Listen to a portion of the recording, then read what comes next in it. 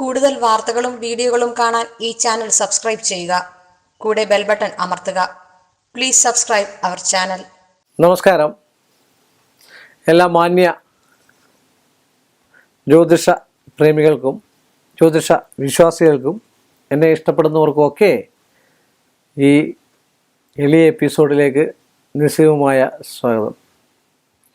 രസകരമായിട്ടുള്ള ഒരു കമൻ്റാണ് വന്നിരിക്കുന്നത്. കടുക് താഴെ വീണാൽ ദോഷമോ? അതേ, ദോഷമാണ്. നുള്ളിപ്പെറുക്കണ്ടേ?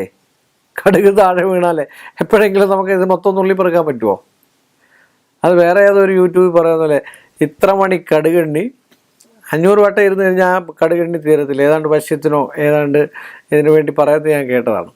10,000 കടുക്, വേറെ ഏതാണ്ടൊരു സാധനം, ഇങ്ങനെയൊക്കെയെന്ന് പറയുന്നത്. പറഞ്ഞാൽ ഈ കടുക് താഴെ വീണ ഒരു നിമിത്തം എന്നാണ് പറയുന്നത്. ആഭിചാരങ്ങൾക്ക് ഉപയോഗിക്കുന്നതും ആഭിചാരം മാറാൻ ഉപയോഗിക്കുന്നതും കടുകാണ് അല്ലേ. വെള്ളക്കടുക്, അതുപോലെ വെള്ള എള്ള്, ഇതൊക്കെ നമ്മൾ കടുക് എന്തിനാണ് ഉപയോഗിക്കുന്നത്? ഹോമിക്കാൻ വേണ്ടി. കടുകെന്ന പദാർത്ഥം ദേവമയമായിരിക്കുന്ന ഒരു സാധനമാണ്. അത് നമ്മുടെ കയ്യിൽ നിന്ന് താഴെ പോവോ അല്ലെങ്കിൽ ദോഷമായിട്ട് പോവോ ചെയ്തു കഴിഞ്ഞാൽ ആ കുടുംബത്തിൽ എന്തെങ്കിലും ദുരിതങ്ങൾ ഉണ്ടാവും എന്നാണ് പറയുന്നത്. അതൊരു നിമിത്തം കാണിക്കാൻ ഒരു ജ്യോത്സ്യനെ കണ്ടു നോക്കിയതിന് ശേഷം എന്താണ് ചെയ്യേണ്ടത്. പിന്നെ മറ്റൊരു കാര്യം പറയുന്നുണ്ട്, യക്ഷി ഗന്ധർവ ഇതുപോലുള്ള വാസം ഉണ്ടാവുമെന്ന്. കാര്യം പ്രായം തികഞ്ഞ് നിൽക്കുന്നതായിട്ടുള്ള കുട്ടികളൊക്കെ ഉണ്ടെങ്കിൽ, കന്യകകളായിട്ടുള്ള സ്ത്രീകളൊക്കെ ഉണ്ടെങ്കിൽ ഗന്ധർവ ബാധ ഇതൊക്കെ ഉണ്ടാകാൻ സാധ്യത കാണിച്ചു തരുവാണെന്നാണ് പറയാൻ. ഗന്ധർവ ബാധ എന്ന് പറഞ്ഞാൽ എന്താ?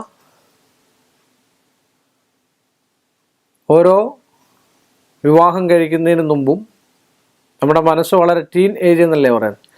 ആ മനസ്സിലുള്ള സംഭവങ്ങളും കാര്യങ്ങളും ഉൾക്കൊണ്ട് നിന്ന് കഴിയുമ്പോൾ നമുക്ക് ഓരോ തോന്നലുകളും കാര്യങ്ങളൊക്കെ വന്നിട്ട് ഉൾക്കൊണ്ടിട്ട് ഒരു ബാധ.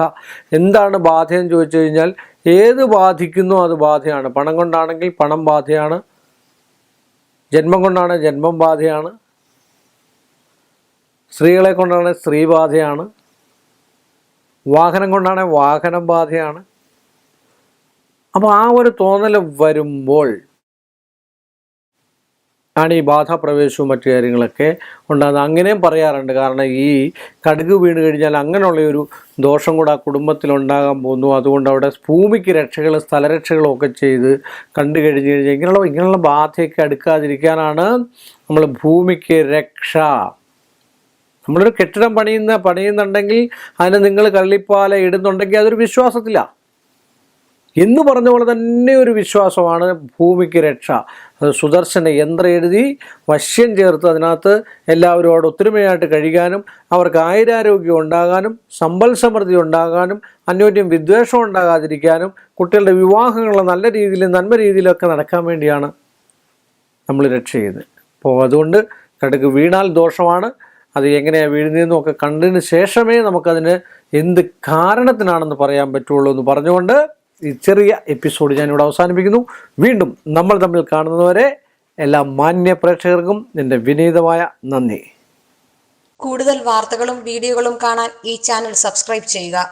കൂടെ ബെൽ ബട്ടൺ അമർത്തുക. Please subscribe our channel.